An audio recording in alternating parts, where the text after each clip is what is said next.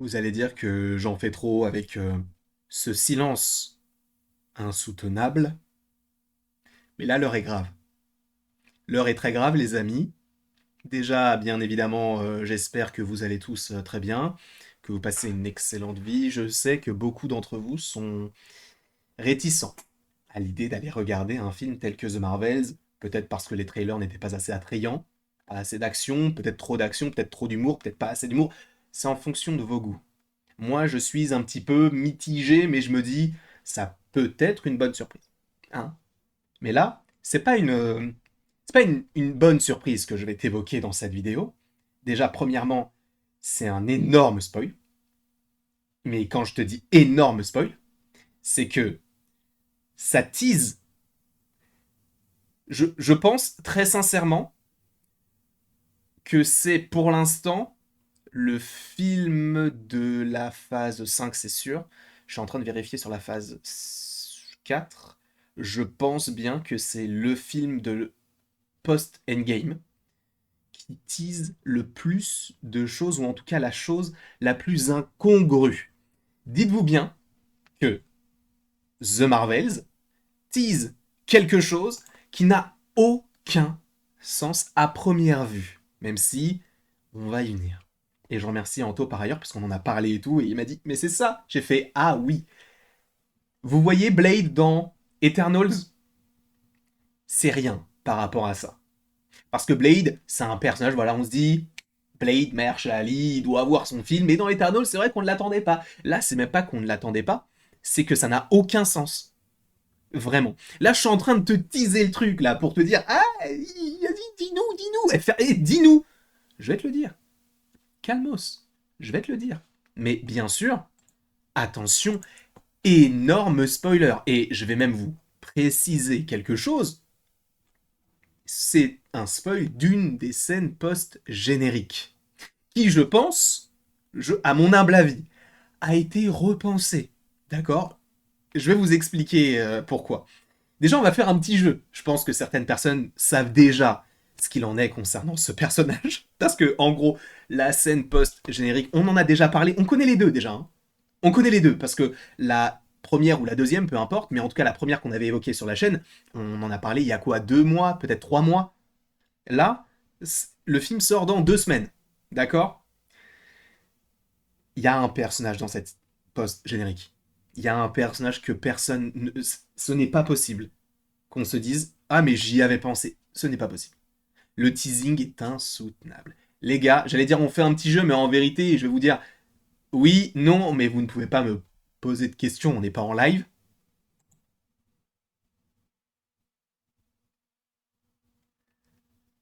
Oui, le fauve est dans The Marvels. Oui, je vous l'ai dit, ça n'a aucun sens. Mais il y en a quand même un. Mais oui. Juste remettez cette phrase dans votre tête avec une petite image. Le fauve est dans The Marvels. Alors déjà, la première question qu'on peut se poser, au-delà de faire des théories sur non. Déjà, qui pourrait le jouer?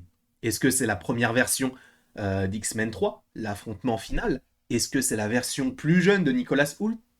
A priori, selon les dires de telle ou telle ou telle personne, ce serait le premier, la première version, celle que je vous ai montrée, celle d'X-Men 3, qui n'a aucun sens. Mais en gros, pour tout vous dire, il y avait des rumeurs, il y avait des gens, notamment Can We Get Some Toast, qui est donc un scooper américain ou une scoopeuse américaine, qui a dévoilé une image de The Marvels, une image de Deadpool 3 et une image de Secret Wars en disant tout est connecté. On se pose la question. Je vois pas mal de gens sur Twitter mettre un gif du fauve. Je me dis, aïe aïe aïe, j'ai été spoilé.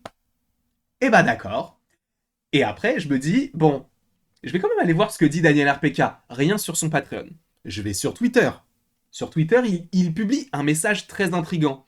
Il dit, en gros, qu'il est content de voir, ou en tout cas d'avoir entendu des rumeurs sur le retour d'un personnage qui n'avait été que très mal exploité lors de son seul film, et que là, il est content qu'il puisse revenir. Je suis désolé, mais c'est exactement la définition du fauve dans X-Men 3. Il est apparu dans un seul film, et il a un peu été gâché. On ne va pas se mentir. Et en plus de ça, la Danielle RPK, là, il y a 15 minutes, nous a dit attention, spoiler The Marvels, le fauve est dans la scène post-générique. Et je vais vous dire exactement ce qu'il a dit, et ce précisément, pardon. Déjà, il y a un truc sur Aquaman, mais ça, je vais pas te mentir, je m'en manque un peu. Mais du coup, c'est bien ça.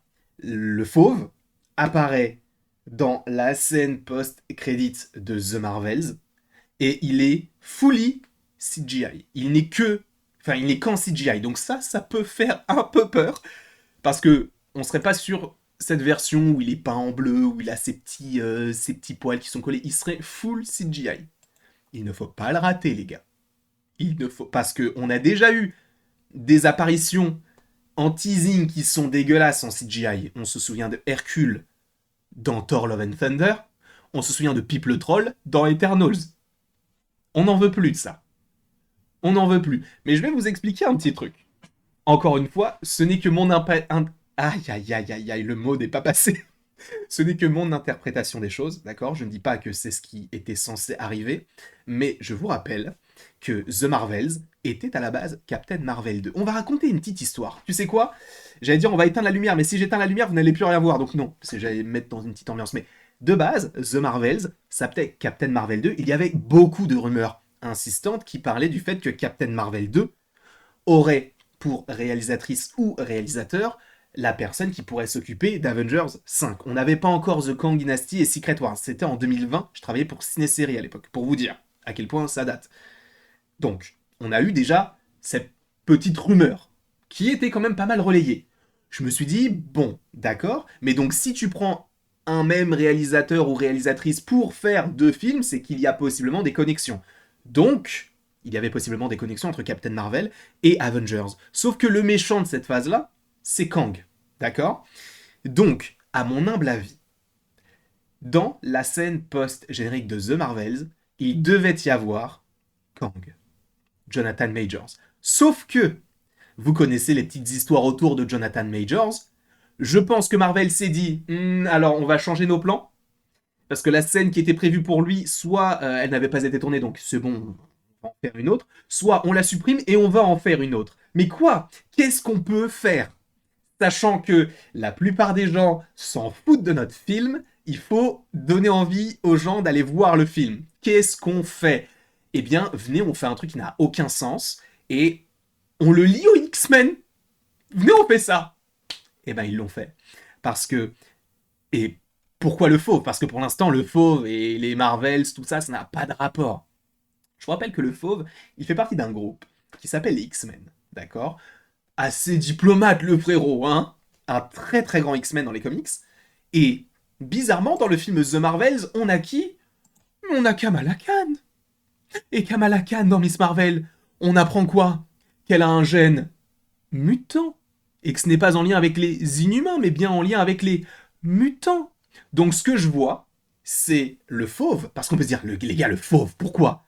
Le fauve vient dans le film pour contacter Miss Marvel en lui disant tu es doté de certains pouvoirs, viens dans mon école. Il y a une école pour vous. Viens. Et boum. Je trouve ça très étrange, mais mon Dieu, c'est ce que j'aime dans le MCU. Ce genre de scène ne me fera pas forcément aimer un film, parce que ça reste une scène post-générique, d'accord? Un film peut être très bon à avoir des scènes post-génériques pas ouf. Par exemple, bon, non, j'allais dire Les Gardiens 3, parce que la deuxième avec Star-Lord qui est sur Terre, bon, elle est pas ouf non plus, mais le film est incroyable. Là, aïe aïe aïe, ça file. Le fauve dans The Marvels, les gars. Je le répète, le fauve dans The Marvels. Point. Il n'y a pas de vanne. C'est un vrai truc.